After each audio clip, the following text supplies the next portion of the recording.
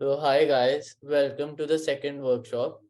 So today we'll be teaching all of you the the main factors that you have to look out for before you invest in a particular stock or crypto. So these are very important things that you should keep a check on. They can determine the value of the company, the future trends, etc. So the first thing that we're going to be starting with is candlestick graphs. So these graphs are also available on our site. Whenever you go to buy or sell a stock, you will get this chart. And I'll invite Devansh, our finance head, to explain further what candlestick graphs are. So candlesticks are basically created by upward and downward movement in price. It is a technical tool that packs data from multiple time frame into price angle bars. So as here you can see, the green body shows that the candle is bullish and the red shows the candle is bearish. And the line above the body show is called the wick.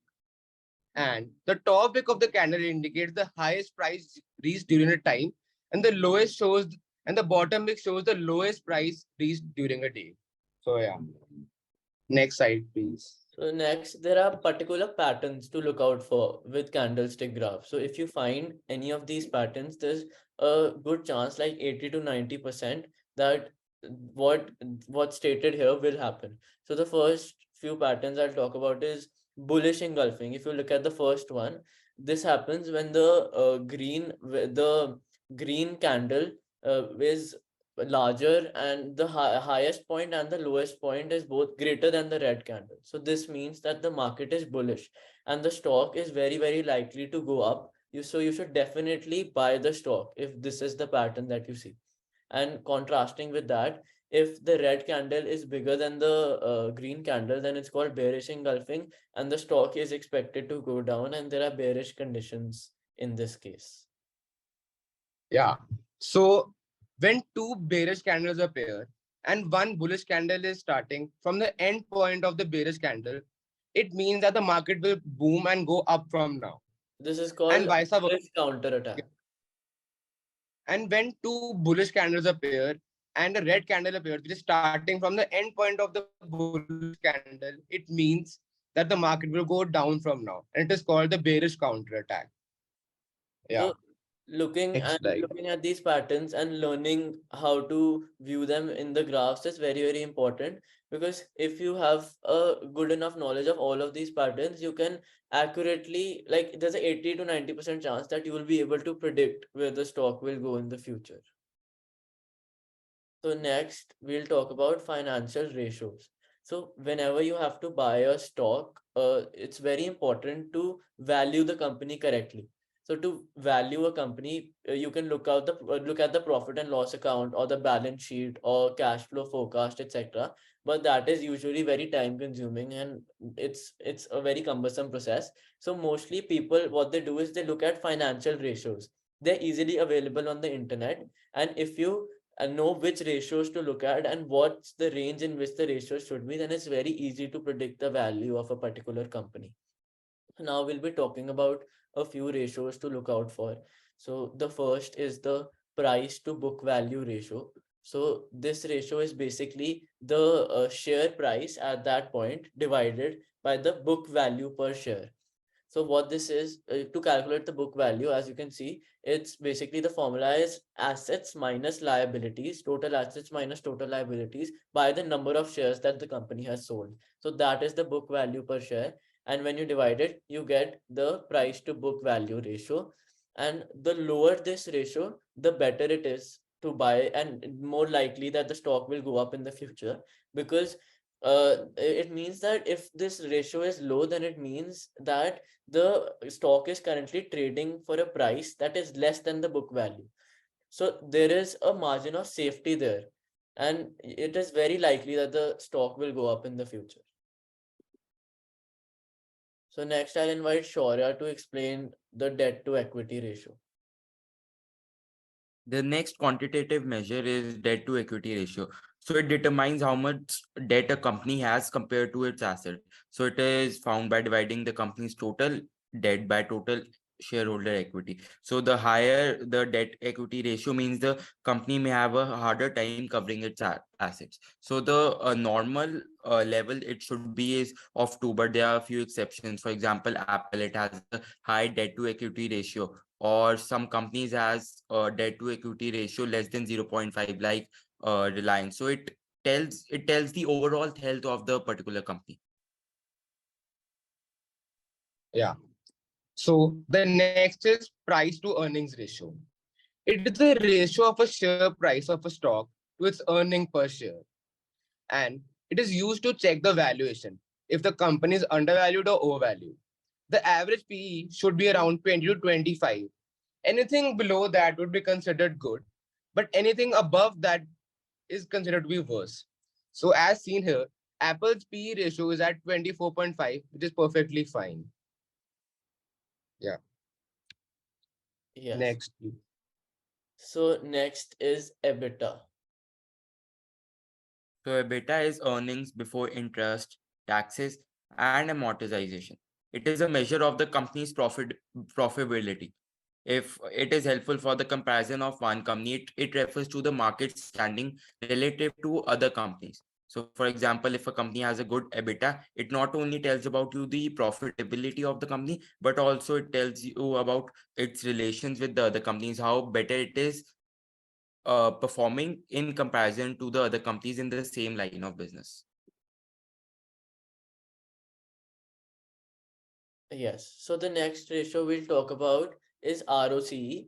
This is also a very important ratio. It stands for return on capital employed. So basically, capital employed is the money that a company puts in to produce the good or service that they're offering to the consumers. And return on capital employed is a good measure for the profitability and how efficient the company was with that money. So it's the return percentage that you get on that capital that you put in. So with the basic rule is that the higher the ROCE, the higher the return, the better. So it should at least be 20%. But as you can look here, we've got a chart of Apple's ROCE ratio in recent years. In 2021, it was 179%. So that is highly profitable. If you see that, then that means that it's a good company to invest in. And the average ROCE for the last 5 or 10 years for Apple is 152%. So that is very, very good. So next is dividend. So dividend is basically a reward or a reward given by the company to its stockholders. So it can be provided as additional shares given or a direct cash payment to the shareholders. And this is also a very important factor to look out for. If a company is going to be giving a dividend out soon, then you should definitely look at it because it will and buy it because it will benefit you in the future. Yeah. The profit and loss statement is shown to the investors and the interested parties who want to further invest in the company. So if the company is profitable, then it's well and good. But even if the company is in loss, you should further check that why is the company is in loss. Has there any expansion been going on? Because then the company will further come in, will be profitable, then the share price will also increase, which will lead to your profits. So the next is cash flow forecast. So basically, the term profit and the term cash flow are two completely different concepts, and it is very important to know and learn what this is. So basically, what is profit? Suppose company A sells a product for $100 and the cost for making the product was $50. So as soon as they sell it in the profit and loss account, the profit will immediately be given as $50 there. But what if company A didn't receive the $100 payment immediately? Maybe they gave a trade credit to to their customer. That means that the customer will pay the $100 over a period of 3 months or 4 months. So they only receive a part of the full payment. So they've actually not received the cash, but the profit has still been recorded in the P&L account. So cash is obviously very, very important because if there's any future growth or the company has to pay off any liabilities or short-term debts, then cash is very, very important. And cash flow forecast is basically forecasting the cash flow for the company in the future by analyzing the previous cash flow. And this is something to look out for because if a company is not getting any cash at all, then it may become bankrupt very, very soon if a few things go wrong. So if you don't look at it, you could be in big trouble. All the other indicators could be saying that this stock would go up, but the company could go bankrupt all of a sudden and you could lose all of your money. Cash flow analysis. So cash, it is important to every business. It should have enough money to be able to pay its current liabilities. So a cash flow analysis, it determines the company's working capital, the amount of money it has to run the operation. So it is calculated through current assets minus the current liabilities. And current assets and current assets are basically the assets that can be sold and converted to cash within a year. And current liabilities are the debts that have to be repaid within a year. So now we thought that we'll analyze some popular companies according to what all we have just learned. So if we look at Apple, we saw all the statistics of Apple. So Apple is obviously a very, very profitable company, as we saw with the ROCE ratio. It was 173%. And the debt to equity ratio is also perfect. It's just on the average, which is ideal, and cash flow is good. And the PE ratio is also 24.5, which is right within the 25 range. And that is why this everything makes Apple one of the top stocks to invest in. So it's called a blue chip stock, where it keeps going up steadily since many years, as it's a very big established company.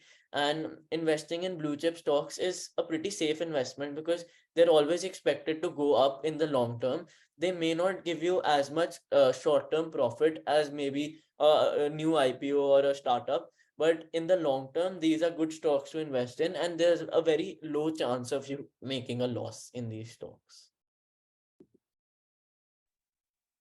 Yeah. So now we'll talk about Adani. It is a profitable company, but the company's PE ratio is really high, which means that the company is really overvalued and the price may fluctuate as it did when the Hindenburg research was announced. And every trader, including me, tried to short it and earned a bit out of it. So while investing in Adani, you should first be careful that it may fall and it can go down in near future. Yeah. And especially with Adani, the debt to equity ratio is very, very bad, considering that Adani has so much debt and liabilities and there is no cash coming into the business. So there was sort of a bubble that was created, and it may still go up in the future. But after the Hindenburg report, a lot of investors that had bought the stock thought that the company was overvalued, and so they started selling. And when everyone sold, the company crashed. Like the price almost went down by half of what it was before.